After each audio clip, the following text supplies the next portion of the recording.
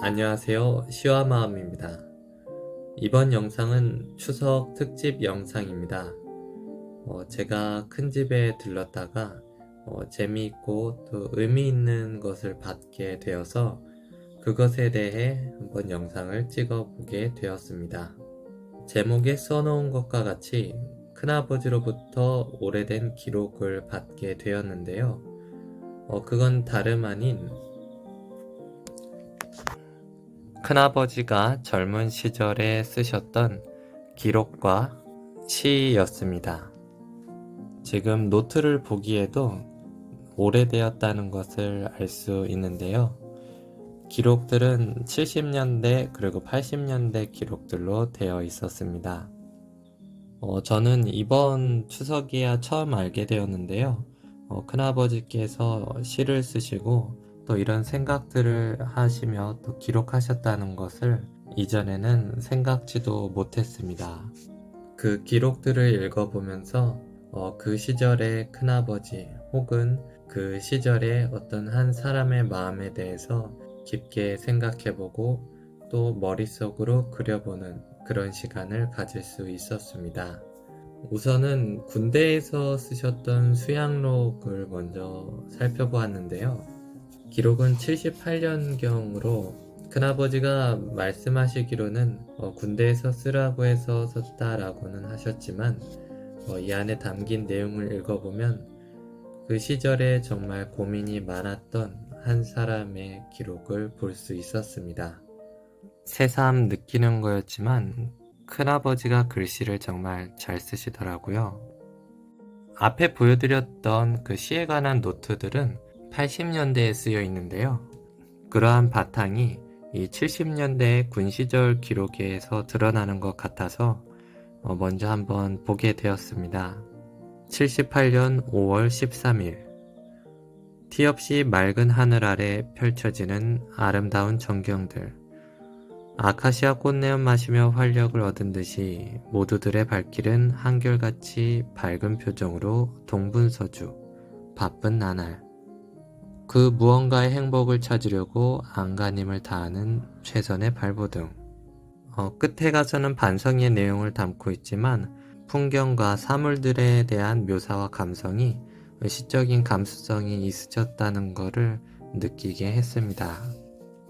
그리고 한 페이지는 제가 인상이 조금 깊어서 표시를 해두었는데요. 78년 6월 15일의 기록입니다. 오늘도 대민지원을 나가게 되었다.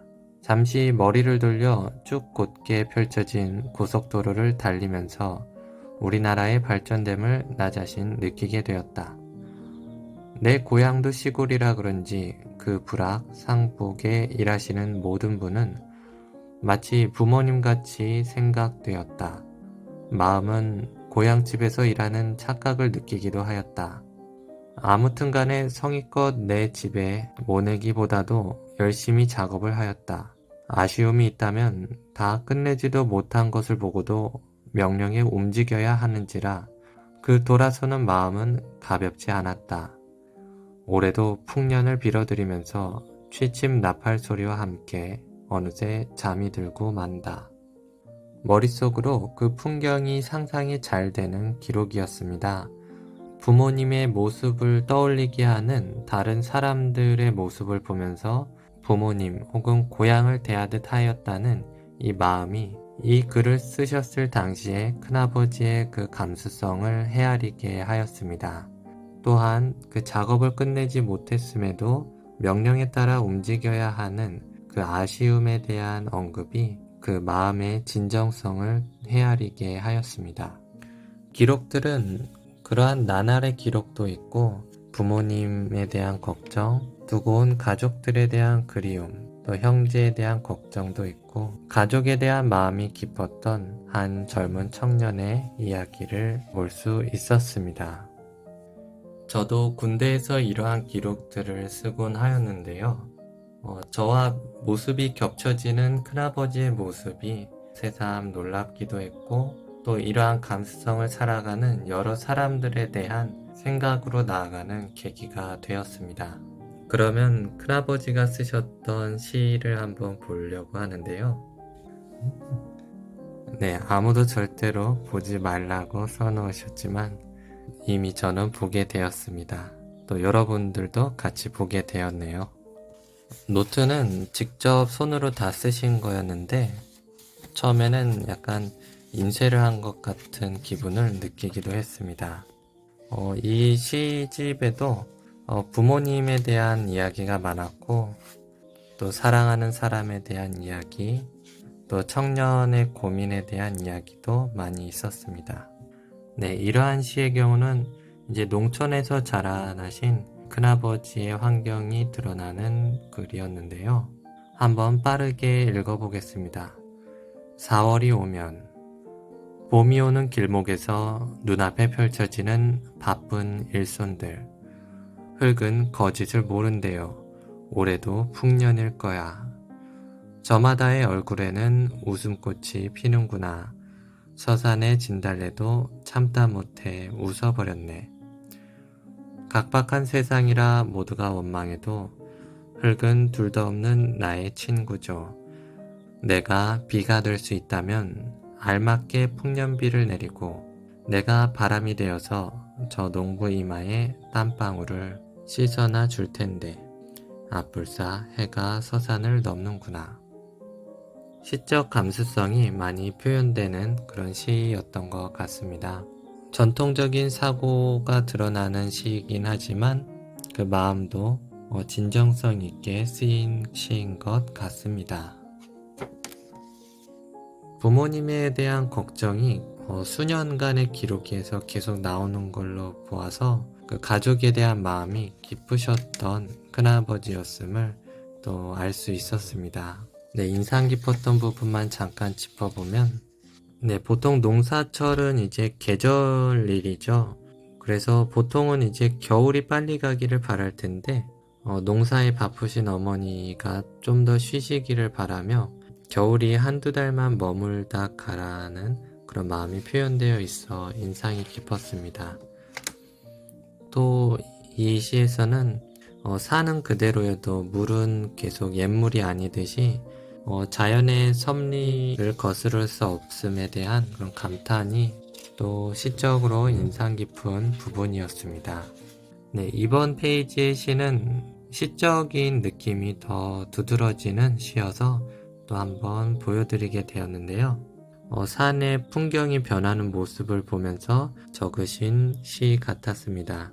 무엇보다 인상 깊었던 부분은 메아리는 영원한 산의 꽃이랍니다 라고 메아리를 꽃으로 명명한 부분이 시적인 발상이 느껴지는 부분이어서 좋았습니다.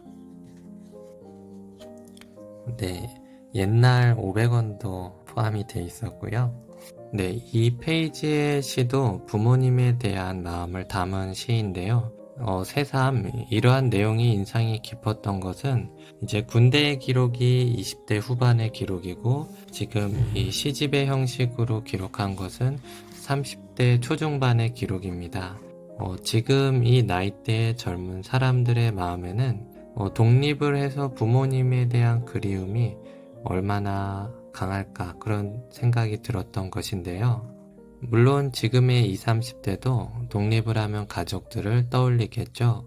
그런데 그 마음은 부모님을 챙기지 못하는 그런 불효의 마음이기보다도 가족과 함께했던 행복한 시간에 대한 그리움으로써 보통 그 가족들을 떠올릴 것 같습니다.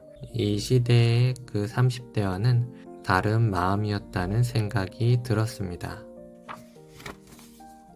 네, 마지막 부분이 인상이 깊어서 표시를 해두었습니다.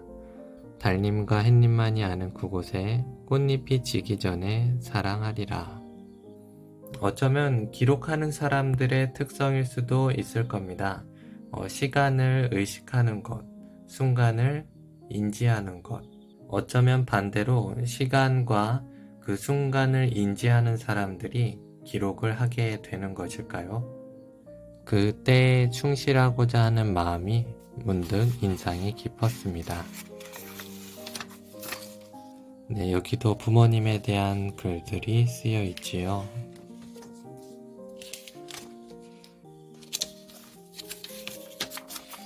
네, 그리고 이 부분은 시는 아니고 한 기록이 적혀 있어서 살펴보게 되었는데요.